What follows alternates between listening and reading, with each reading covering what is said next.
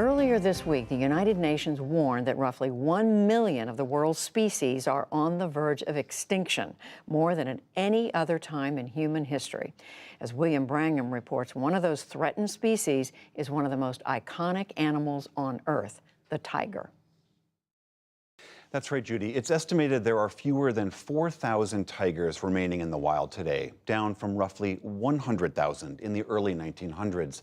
More tigers now live in captivity than in the wild, and many of those can be found in so-called tiger farms, where they are bred, raised, and then slaughtered, sold for their skin and body parts on the black market. In a new investigative report for The Washington Post, Terrence McCoy traveled to Laos in Southeast Asia and got an inside look at some of these farms and the grisly trade that keeps them afloat. And Terrence joins me now. Welcome. Thanks for having me. It's really an incredibly brutal and powerful piece of reporting that you've done about this market and the forces that are driving it. But can you just start off by telling us what is driving this market? What do people want tiger parts for? I mean, that's a big question that we had when we first started off with this was, what on earth do people want tigers for? One of the most iconic of species, and what we found was some of the qualities that make the tiger so iconic have also been its undoing. That because it's so strong, because it's so ferocious, it has become something of a medicine for a lot of folks in China, for traditional Chinese medicine. That they think that all the elements that make the tiger what it is can also be used to treat human ailments.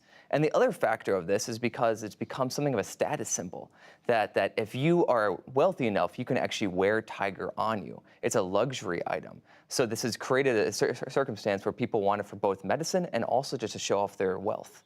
And just for the record, there is no medicinal benefit to eating or imbibing anything from a tiger. There's no medicinal benefit to this whatsoever. There have been rumors that they had medicinal elements going back 1,400 years, but clearly there's no medicinal benefit to that whatsoever.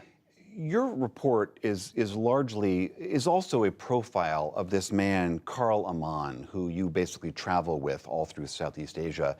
He is this sort of striking, quixotic activist figure. Can you tell us a little bit more about him? As much as this story was a profile of the tiger trade and what's happening with the tiger, is also a profile of obsession. And somebody becomes so consumed by their mission that that's all that they do. And Carl Mann has become something of a Don Cody figure in the conservation movement, just someone shouting into the wind. Today, there are lots of discussion about the mounting extinction rates. Carl's been talking about this for decades. And for decades, not many people have been listening to him. And now, finally, he's doing more investigations that this is something that's happening in this world and it's something that we have to take note of. You visit several of these tiger farms in the course of your reporting. Some of them are sort of small and look very ramshackle. Others are almost industrial scale in their size. I mean, you must have been shocked to see this sort of farming of an animal like a tiger. Yeah, the most amazing thing was that you'd be driving down these roads in Laos that were rural, and also you'd come upon some gates, and beyond those gates was something of an industrial enterprise, that they could farm hundreds of tigers in these places. And then we'd have a drone going over it, and inside that footage, you'd see tigers as small as ants down there prowling around, and you can see just at that moment that this isn't like a kiddie operation, this is industrial. That we are creating out of this, tiger becomes a product along this assembly line.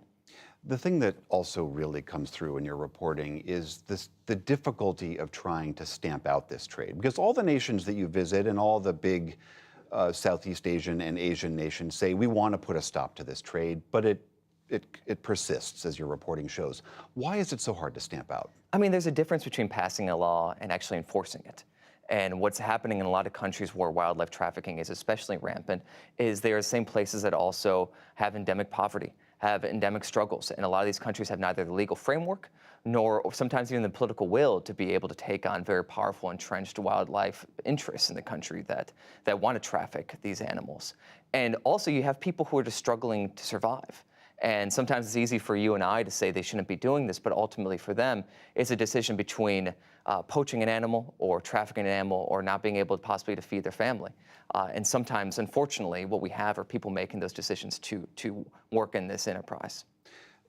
Carl Aman, who you follow, has actually been tracking this one particular tiger farmer for years. And there's an incredible scene where he actually meets him finally, after years of sort of hunting this man. Can you describe that scene? It kind of typifies that same idea where he's been tracking this person for 5 years, and he grows into this larger-than-life figure in Carl's mind, where he's talked to him in intimate detail about how he goes about butchering these tigers, and finally Carl meets him.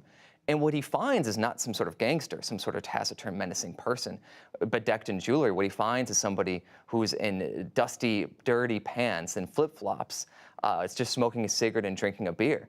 And what he finds is somebody who's impoverished. And what Carl realizes in that moment is this just one more bit player in a world that's unable to save itself. Really a tremendous piece of reporting. Terrence McCoy of the Washington Post, thank you very much. Thanks for having me.